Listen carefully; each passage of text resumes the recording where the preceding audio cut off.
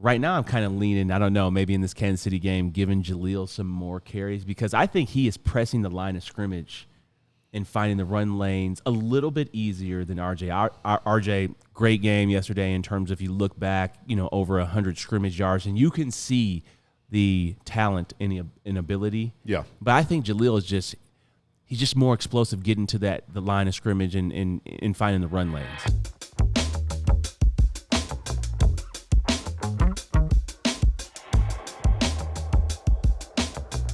All right, Broncos country, we are back with another episode of Broncos X's and O's. I am your co-host, Bennie Fowler, along with KOA's own Dave Logan, the voice of the Broncos. Wow, this is the first time in 3 months that you and I are doing this show where the Broncos have lost. Is that crazy? It's crazy. 3 months we have not talked about a Broncos loss.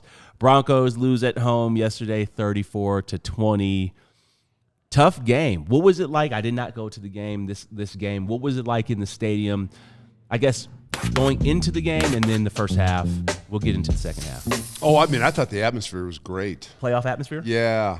The crowd was very, very energized early. The Broncos defense was on the field first, and they forced 2 3-and-outs right away. I thought they were aggressive. When you lose a game, you're so used to winning, but to win for 3 consecutive months in the NFL, I mean, it's that sort of thing doesn't happen. But what it does is you start thinking you're going to win every single game, like for the rest of your life. Yeah.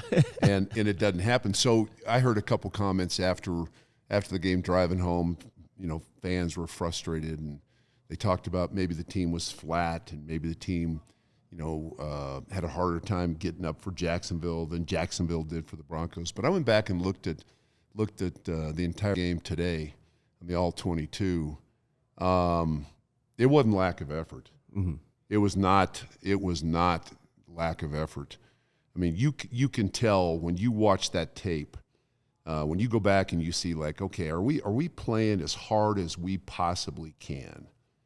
And I thought the effort on both sides of the ball for the Broncos was good. It was just execution. I think you have to give Jacksonville a little bit of credit. Yeah, for sure. Good team, and I thought the plan was good. I thought Lawrence hung in there and threw the ball well. But it was not – the Broncos were not flat, and it was not lack of effort that got them beat yesterday. Yeah, I didn't think it was lack of effort. I did have a weird feeling about the game going into the pregame show. The atmosphere, at least at the tailgates, was not the same. Obviously, you just said that it was a playoff level atmosphere. The crowd, it just wasn't. It wasn't as busy, and I think Broncos playing the Packers 4:25 game. This is a potential Super Bowl preview. Yeah. I think the level of attention and detail by the team was there against the Packers. Like you said, when I watch the film, I don't see a lack of effort. I see people still blocking in the run game. I see people running their routes downfield. The spacing was there. The timing was there. I saw a lack of attention to detail and fundamentals. Missed tackles. I saw Riley make some great tackles early in the first half, and then the plays that Washington made where he had the explosive, the 63. I mean, he's right there in front to make that play. So I thought it was more fundamentals and details than effort. Yeah, I think you're right. I thought they had, and we'll talk about this, I thought they had a little bit of miscommunication in the back end. Yep. Do you think that is because of Brandon Jones not being out there, or is that, hey, there was just some miscommunication overall? Tough to tell. We could act like we know, but we're not in that meeting room. We don't know what the calls are. You can go back and look at the tape, and you can see that there were a handful of plays, maybe a handful plus, where it looks like at the last minute, you've got secondary guys, even second level guys, linebackers looking around trying to get people lined up the right way. Mm-hmm. When you see that from a defense, I mean, a really good defensive team, it's all about communication, right? Identification when the offense breaks the huddle, what the personnel grouping is, that should already be in because you should have substituted based on what the offense does. But then the formation, the split cuts, motion, does it alter any sort of call? Do you have a check with me based on a certain formation with motion? It just seemed like there were 5 or 6 plays in which they were not on the same page. Are you worried at all about the defense, maybe in as the season is winding down and then going into the playoffs? So, because last year, as I was observing, this defense wasn't necessarily covering the game. They got off to an incredible hot start, and then the last month of the season, it kind of dwindled down a little bit. Yeah. These last 4 weeks, more so, there's 3 games in particular where you have these quarterbacks who are mobile. You have Mariota, not necessarily the greatest passer, but a mobile quarterback who can get away. Yep. You got Jordan Love, somebody who can extend the play. They have a couple of people get hurt last week, but there were their intermediate passing game, and they had explosives all over the field. And then you have this pass game yesterday where Trevor Lawrence is able to extend the play. He's not running for 25, 30 yards, but he's able to get the first down, and then he's able to keep them off balance, and he actually ends up running for a touchdown on the QB keeper. Are you worried about this defense in terms of the mobile quarterback? Because you will be playing a mobile quarterback or mobile quarterbacks in your playoff run. Yeah, I mean, you're always concerned. I think on the QB keeper, there's miscommunication on that as well, right? The back empties, and both Singleton and Skinner both go with the back. Again, tough to tell as to who's right and who's maybe not right in that situation. But, I think that your question was, am I a little bit concerned? Yeah, I think there are things. If you have the right sort of character in the locker room and the right sort of mindset from your team, and I suspect they do, then they're going to look at this and they're going to be excited to get back to work, to get a lot of this stuff fixed. But I mean, I've got to be honest about it. Watching that film, watching that tape this morning from the all-22 vantage point, so you get to see it from the sideline, then you get to see it from the back end. I think everything that happened yesterday is imminently fixable, right? I mean, you mentioned Riley Moss missed a couple of tackles. That's maybe, other than Marvin Mims, and people in Jacksonville would say, including Marvin Mims, that's maybe the best punt returner in the game today, catching a quick out. He's very elusive. And so, Moss couldn't get him down. Hufanga couldn't get him down. And he had a similar play later in the game. Yeah, on the same route. Yeah. It's a quick out, right? And so they gave him unbelievable cushion. On the big one, the first one, Moss is backpedaling out of there, and Hufanga is underneath him, but doesn't get underneath him enough to alter the throw. So these are things that can be fixed. But sometimes in this league, and I think you know this too, you got to sort of tip your hat to the other team. It's not like they were playing a bunch of rum-dums. I think Jacksonville, especially after going back and looking at it, I think Jacksonville is legitimate this year, and I think they're going to be a pain in the ass for anybody to beat getting into the playoffs. Yeah, Liam Cohen, we talked about, incredible play caller. Jacksonville won their one-on-ones yesterday. The touchdowns that he threw, besides the ETN throw where that was more of a dump off and he made the play, the 2 back shoulder throws, or the throws that Trevor Lawrence made, those guys just won their one-on-one. Broncos were right there. Yep. In perfect coverage. Washington catches the ball, but he even bobbles that a little bit. Jaquan's right there. And then the tight end catches the other one. But I want to play this Nick Bonito clip. It's about a minute long to hear what he said after the game in his press conference. The past couple weeks we haven't been playing to our standard, so I can only speak on this. Why concerning for you? Just feel like we're not playing our type of ball. That's all. Did you notice a moment when that happened, or is it just the way the games have felt and flowed your way? No, it's just we haven't been playing our type of ball since the bye week, I feel like. We just got to be better. Call me crazy if I am. I mean, it's not realistic to believe that the Broncos would never lose another game for the rest of our lives, right? No, I mean, I feel like we could have won all our games the rest of the way out, but we just got to be better after this. Nick, I know as a team you guys had 5 sacks, but I think Trevor Lawrence had too much time throwing the ball a lot of times. Yeah, he did. That's really on me. Nobody else but me. Have they been giving you more attention? I mean, not just today, but in the last few weeks. Yeah, but respectfully, I know I'm a good player, and I got to find ways to be more effective even when they do stuff like that. Why do you? I mean, I get the impression you're a little frustrated, or at least pointing the thumb at yourself. How do you think you're playing right now? I play ass today. I mean, I don't think I played to my standard. I feel like I could have been a lot better. I didn't come ready to play today, and it kind of reflected on the rest of the defense.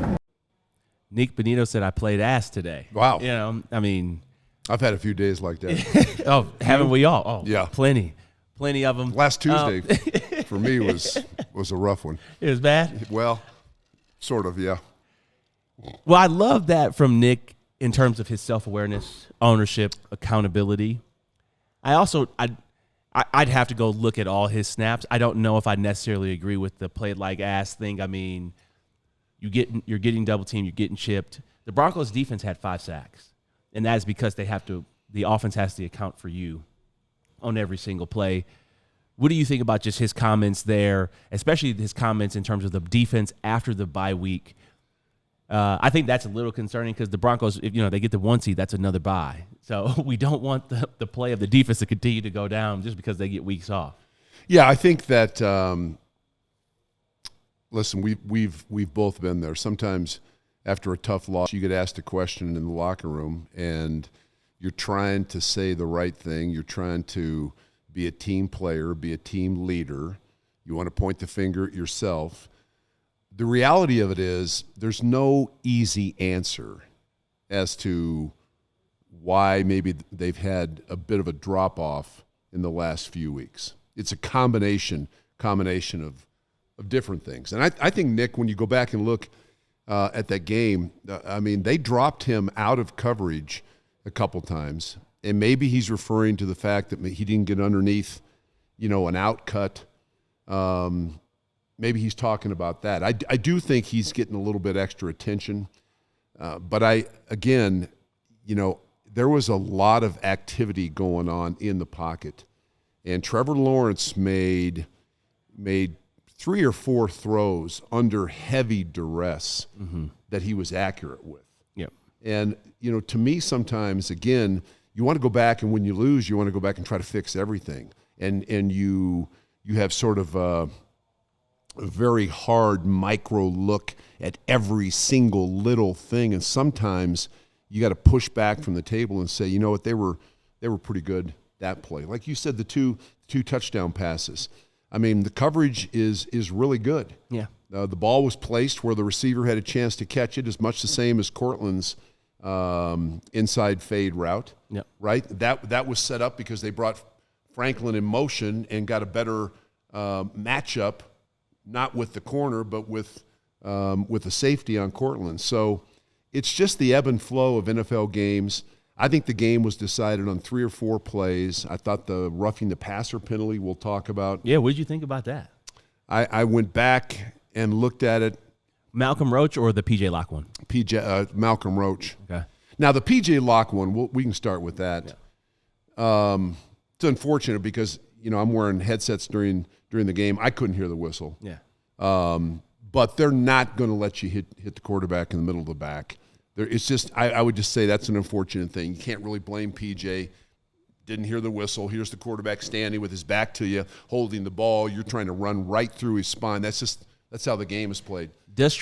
Should Trevor Lawrence get a penalty for not throwing the ball down? I mean, and I'm being funny right there because he obviously knows most guys that, will. Yeah, especially the older guys, the Aaron Rodgers, the Matthews. Most guys will because you're not trying to get hit in the middle of the back. Exactly. And I think, that is unfortunate for PJ. Yep. And that just sucks right there. But the Malcolm Roach hit, when I saw it in real time, and Sean Hockley, the referee, flagged it immediately, I said, well, he drove him in the ground. But if you go back and look at that,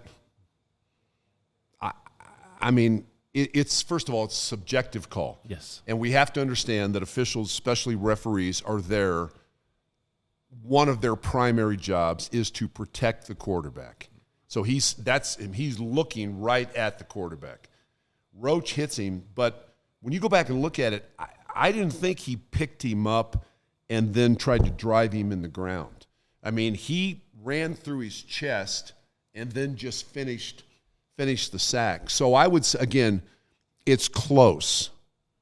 But I would say if you go back and look at that, and if I'm Sean Payton, which will not do any good, but when you call, every head coach has a call with the league office during the week, and they talk about the 4 or 5 calls or more, sometimes less, that they didn't like in the game. When they talk about that, I if I'm Sean, I would say, okay, so help me, because I want to be able to coach my guy. What did he do wrong in that instance? And I don't think there's a good answer coming from the league office. Nope, I don't think there would be a good answer coming from the league office. But what I will say that you just brought up is that it is subjective. It is the human element. Yep. The referees are, like you said, they're there to protect the quarterback. The question is could Roach have slung him down instead of, it's always going to look bad because the defensive linemen are so much bigger. Yep. And how he do you landed not on top of him? Yeah, and landed on top of him. So, that's just an unfortunate call. I do think, look, the Broncos and the penalties, especially on defense, we keep saying, and we've said this plenty of times on the show, that it has to be fixed, but it doesn't look like it's going to get fixed. And the Broncos are still now the most penalized team, and Jacksonville is the second most penalized team. And I think they those didn't have penalties, many yesterday. No, but I think the Broncos. I mean, how do you live with it now? Because this is obviously your reality, and I don't know what's going to happen, and you hope that it doesn't happen or carry over to the playoffs. But this is kind of who the Broncos are right now with the penalties. Yeah, I think that again, you don't want to take the aggressiveness away from your team. Some of the false start penalties. I mean, they get Garrett Bowles in the first false start literally for moving his arm. I mean, I had to go back and look at that several times. I guess technically, by the rule, that would be a false start. They miss a false start on Jacksonville on the one where Trevor Lawrence kept it and got the first down on it was either 3rd and short or 4th and short. Mm-hmm. They miss a false start. I just think big calls. There were 3 or 4 calls. I mean, that game was tied at 17. The Broncos took the opening kickoff, went 70 some odd yards, 4 plays. That's when RJ Harvey spits out from 39, tie game, have all the momentum. The roughing the passer penalty is on that next series, and it's a 3rd and 10. Yeah, it's a 3rd and 10. So ostensibly, again, you want to be able to correct your players, even at the NFL level. That's very, very important during the week. The coaches say, "Hey, here's what you did. Here's what they called. Here's what we should do moving forward." But on the Roach roughing the passer penalty, I'm not saying that as a referee that is absolutely a horrible call. I'm not saying that because I think it's very close. But I would like the league to explain what Roach should have done differently at that point. He was not in a position to fling him down to the ground. He had hit him square in the chest. And maybe you slide down. I mean, I just don't know. But that was, to me, that was a very key moment in the game. Do you think, just going back to the referees, do you think that something should have been called on the Pat Bryant hit? Obviously, we're glad that Pat's okay, but he, concussion. But do you think that something should have been called there? Obviously, or not obviously, but it wasn't helmet to helmet when you actually look back at the play. Yep. But it's one of those other subjective calls to where, I mean, look how he got hit. Defenseless receiver, do you think something should have been called there? Well, I mean, they've changed the rules so many times in the NFL. That was a legal hit when you were playing. Oh, gosh, absolutely. They'd have been celebrating over my prone body. No, I don't know that the rule as it stands in terms of hit on a defenseless receiver, if that's the rule and there's nothing else following that, then I would have to say yes. Looking at it in replay, I did not think it was a dirty play. Yeah, I thought it was a play made by a defensive back whose job is to make certain that receiver does not catch the ball. And that's how the game has always been played.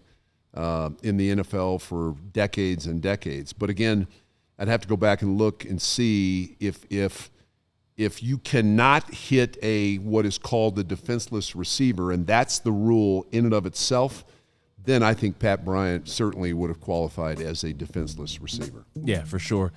So you've heard us talk about Int Credit Union and their Broncos Country product and all the awesome perks that it does come with, like game day discounts at Empower Field, the chance to win Broncos tickets, and exclusive merch. Well, they're piling on even more perks. For those who are interested in signing up, they're going to give you $200. That's right, $200 will be dropped right into your account after meeting just a few easy requirements. And the debt cards that come with it, fire. You can rock a Broncos branded one, a Bo Nix one, or the PS2 throwback card that'll be available at all service centers on December 1st. I mean, they're almost like collectibles. So with the playoff push heating up, now's the time to lock it down. The perks, the card, the $200. If you're ready to bank like a Bronco, head over to int.com/DNVR to learn more. Insured by NCUA, membership required, account requires associated Int Broncos debit card, requires $100 deposit and activation of debit card within 30 days of account opening. At Common Spirit Health, they're more than just hospitals and clinics. They're a team of passionate and expert caregivers dedicated to your well-being, woven into the very fabric of your community. From preventative care to advanced surgical solutions, their skilled physicians and caring staff are here for you, offering personalized treatment tailored to your unique needs. You can expect a blend of cutting-edge technology with a commitment to human kindness at their 20 hospitals and 240 clinics and care sites right here in Colorado. Whether it's a routine checkup, managing a chronic condition, or responding to an emergency, you can trust Common Spirit to deliver exceptional care close to home. Experience the difference compassion makes. Find a Common Spirit location near you and discover a new standard of health and healing by visiting mountain.commonspirit.org. Common Spirit Health, official healthcare partner of the Denver Broncos. Well, let's hop over to the offense now and let's hear from Bo Nix. Not supposed to win them all in this league, but yet when you did, is it can be somewhat of a wake-up call, do you think, for your team? Yeah, it's tough to go on a 12-game streak or 11, whichever one it was, and then we got hit in the mouth today, and they played a good game, and we let it get away, but you'd rather have it hit you now than the first round of the playoffs, and wouldn't call it a wake-up call because we were playing well. It's just one of those that'll reset you and put you back and get you back to where you need to be. It'll put you in a good mindset if you'll let it, and like I said, you can't let this one linger. We got to move on and attack this week on just a short couple of days. What do you think about the offensive game? Not necessarily the game plan, but Bo, 28 of 47, 352 yards, touchdown, interception. He had a fumble. What do you think about his game? What do you think about the offense overall? Yeah, I think when every game is different, and the Broncos when they tied the game at 17 again on that opening possession of the third quarter, I felt like all the momentum was with Denver. Then you get the roughing the passer penalty. Jacksonville goes down. You get the pass interference penalty on Jahdae Barron in the end zone, and then Jacksonville ultimately scores. There was, again, some miscommunication from the defensive side. And then the Broncos are down 7. All right, first play of that drive, Bo scrambles around, hits RJ for a gain of 12. But then you have a incomplete pass, and then you have a 2nd and 10 completion to Mims that loses 4. Mm-hmm. So now all of a sudden you're in third down and 14. So it can be when, let's just say that the defense struggled to keep Jacksonville from scoring at key times. So as an offensive unit, you have to right there know the sort of situation of the game, mm-hmm. and you've got to be damn near perfect with what you do. They weren't perfect on that drive. They punted. Jacksonville went down and scored again. Now you're down 2 scores. And then you have the zone read and the ball's on the ground, and they fumbled the ball. And you could just feel the air sort of let out of the stadium when Nix and McLaughlin had that exchange problem. So, yeah, I mean, it wasn't good enough. I think that would be what I would say from the offensive standpoint. It wasn't good enough. 20 points at home.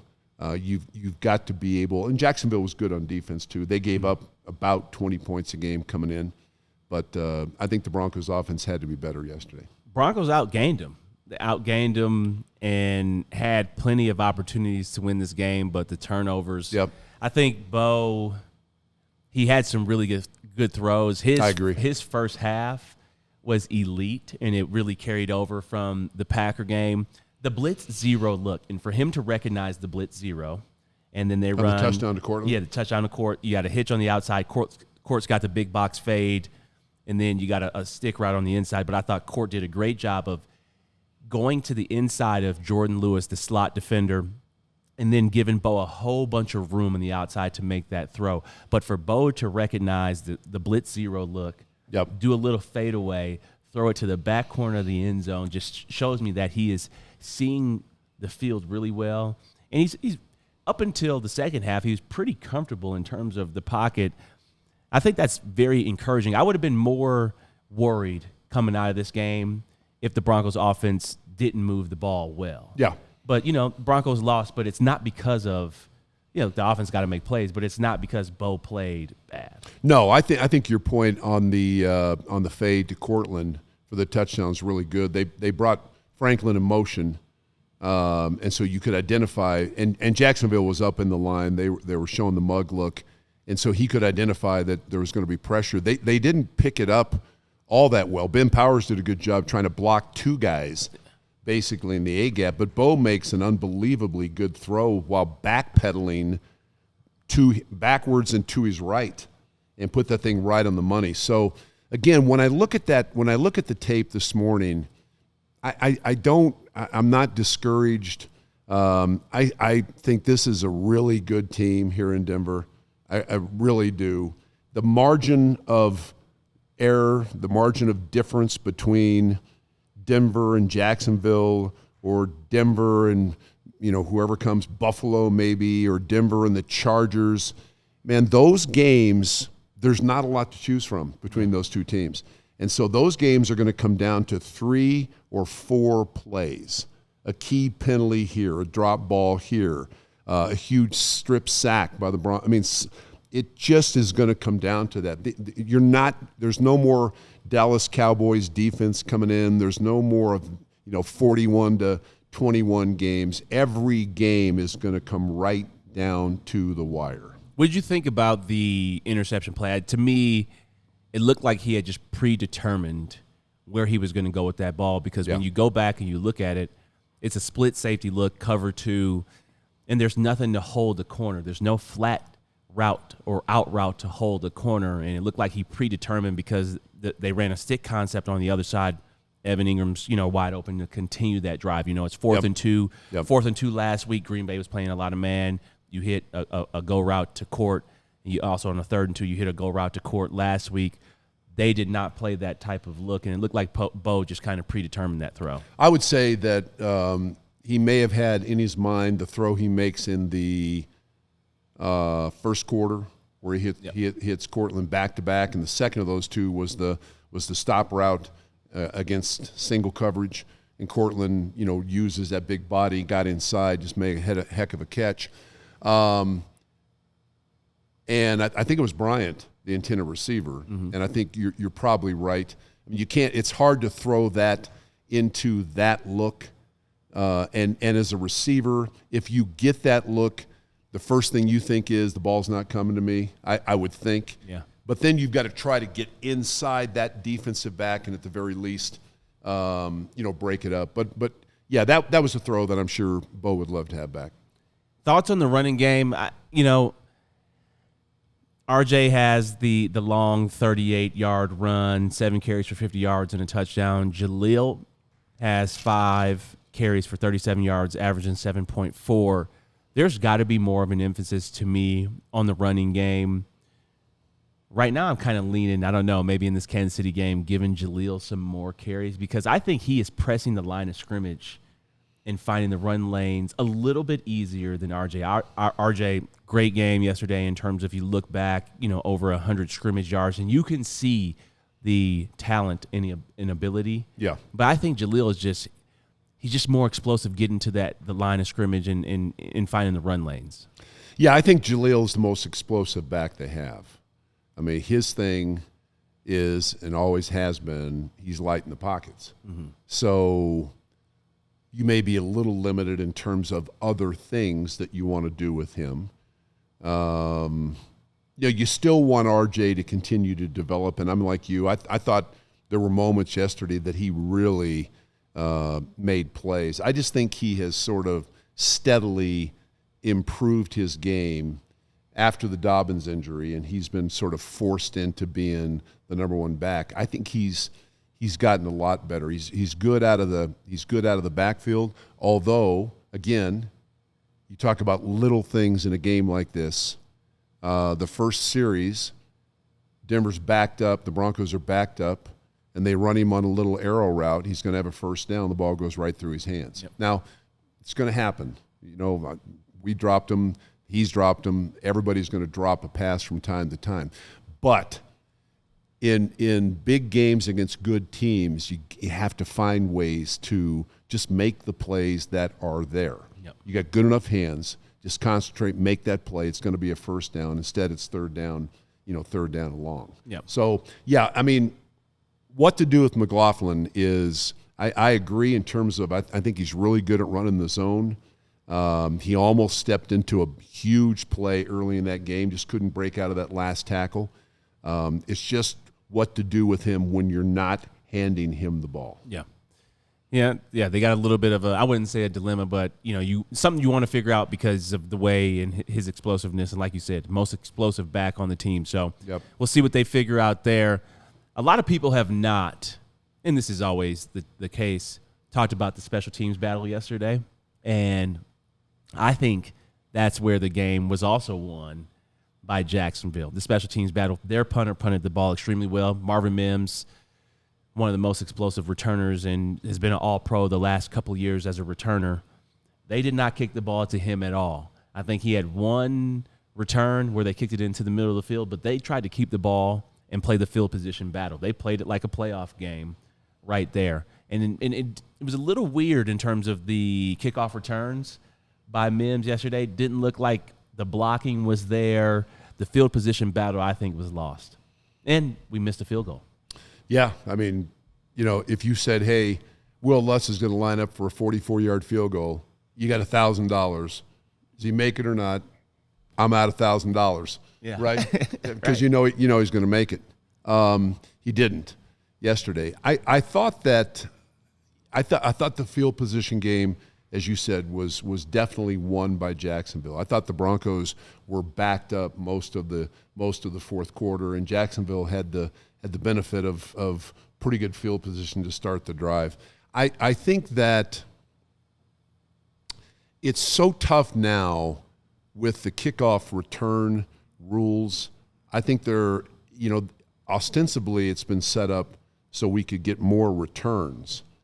And I don't have the data in front of me, but I'm not sure we're seeing a heck of a lot more returns with the way the kickoff rule is set up. I mean, they've had Mims back there, they've had Bidet back there, but again, I mean, special teams play such a huge role.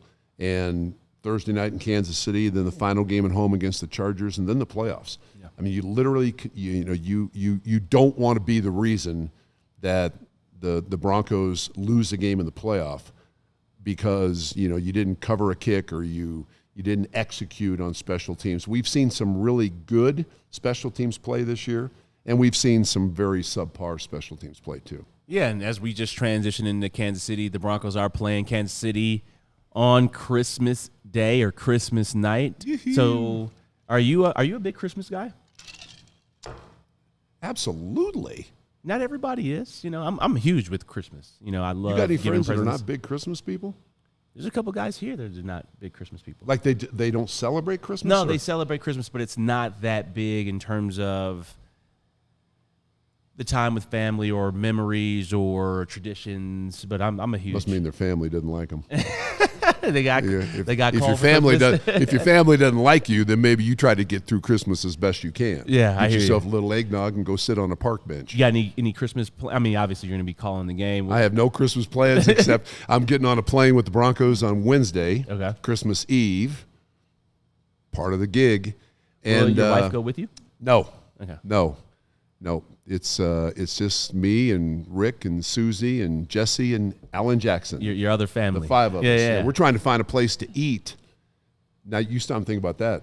Be a little bit of a challenge on Christmas Eve to find a place because there are some Kansas City places that barbecue? closed. Yeah, we're looking. Okay. We're looking. No, but happy to do it. I'm looking forward to the game. I think the best thing for the Broncos at this point is to get right back at it, although I hate Thursday night games for players. I think it is totally unreasonable, and we've seen some pretty bad football over the course of this season on Thursdays. And I was talking to Zach Stevens, our reporter here, and he thinks that the Broncos are going to blow out the Chiefs. I don't think that's true. I think the Broncos are going to win this game. But I think Thursday night games, like you said, are weird. It's later on in the season, and this is their second Thursday night game, and you're traveling. Third-string quarterback, though, does make it a little bit easier. But I still think the defense, I don't know, we'll see for Kansas City in terms of how they show up. Their cars are already being shipped. Their vacations are already being planned. That is a fact. Yeah.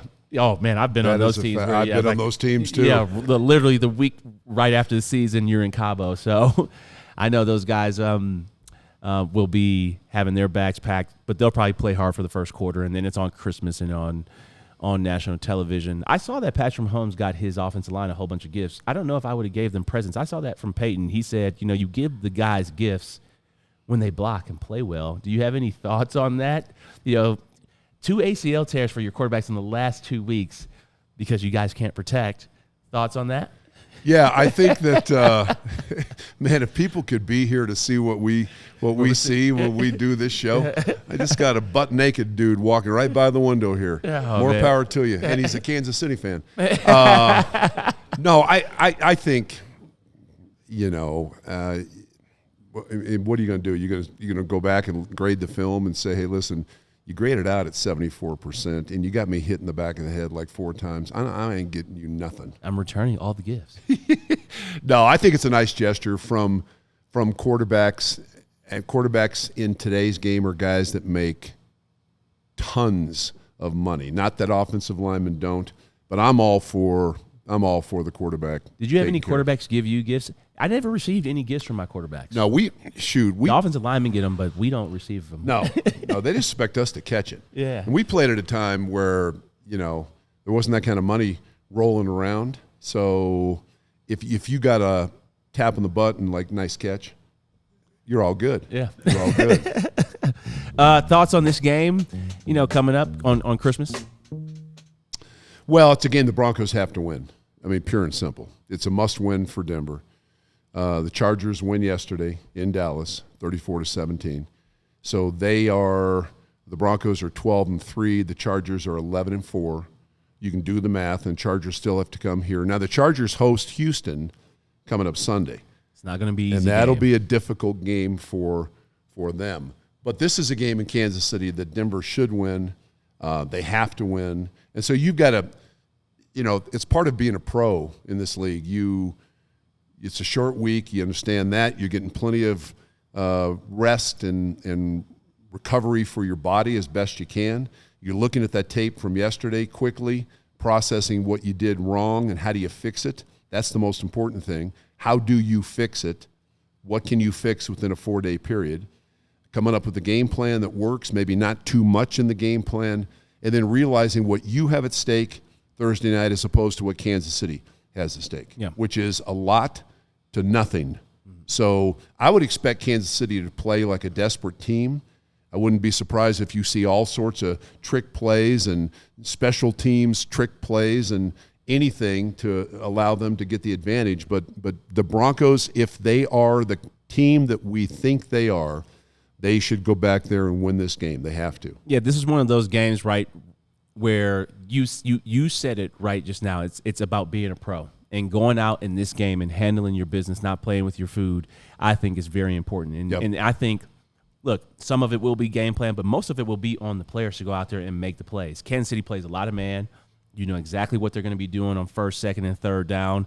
This was also a close game here, 23-20, where there were where Bo Nix and the offense made plays when they had to. But I expect them to go to Kansas City and not necessarily put on a show, but execute on third downs, execute in the red zone, and be able to move the ball, because the Broncos are playing in January. That is a guarantee. They have clinched the bye, and now you're looking for that number 1 seed, and you need this game, and I expect them to go with I don't that think mindset. they haven't clinched the bye yet. They clinched playoffs, not the bye. Yeah. But no, you need this game for the bye. That's right. You know, That's so right.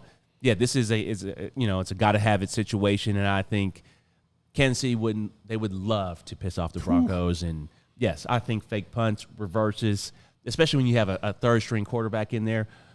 What can we do to help this guy? You know, running back pass, something like that. So Broncos got to be on high alert there. But I expect him to come out and play, because I know Sean is pissed. I know he is pissed right now in the way he is correcting that. You film. played for him, so after a loss. Oh, I've said this on this, maybe not on this show, but I've said it to the guys before. We played in Vegas, 4th game of the season, and we had our plane chartered to leave in the morning, and he pushed that plane back till 2:00, and we watched the film in the morning before we left, and he was MFing people, coaches first, and then coaches to us. It was bad. And I believe that's exactly what happened. And, when you have those coaches who are – oh, gosh. When your position coach is going to let you have it because of the way that he got yelled at. And it's like, man, that's another grown man yelling at another grown man in there. That's a lot of time, I think head coaches in the NFL, they get on their assistants hard in front of the players. The message is to the players. Yep. But they're getting on the assistant just to sort of make a statement. In fact, I've played for guys that have told the assistant coach beforehand, listen, I'm gonna dog cuss you today in front of everybody. Just roll with it. Mm-hmm. So I wouldn't be surprised if Sean's one of those guys. Yeah, for sure. But I think the Broncos will correct everything that they saw against Jacksonville, because they have corrected things throughout this entire year. So Broncos still 12-3. Looking forward to seeing them play on Thursday. Man, hey, Merry Christmas to you. Merry Christmas. Yeah. Let's celebrate Christmas. Yeah, let's do it. We should. Are you an eggnog guy? No, I'm not. I mean, you ain't going to try? Absolutely. You're not going to try eggnog? I've never even tried it. Then why are you not an eggnog guy? I'm just not an egg guy. You don't like eggs at all? At all. Something wrong with you. Like you never had eggs as a kid? Hate them. Scrambled? Yeah. Scrambled? Scrambled, anything, anytime. And my parents used to make me eat eggs, and I used to have to chase it with orange juice. So I hate the taste. Oh, wow. Texture. I'm not well, then you probably don't want eggnog. Not unless you got a little something in it. Eggnog with a little bit of something. Broncos country, really appreciate you. Happy holidays. Merry Christmas from myself and Dave. Merry Christmas. We all silly like the mayor.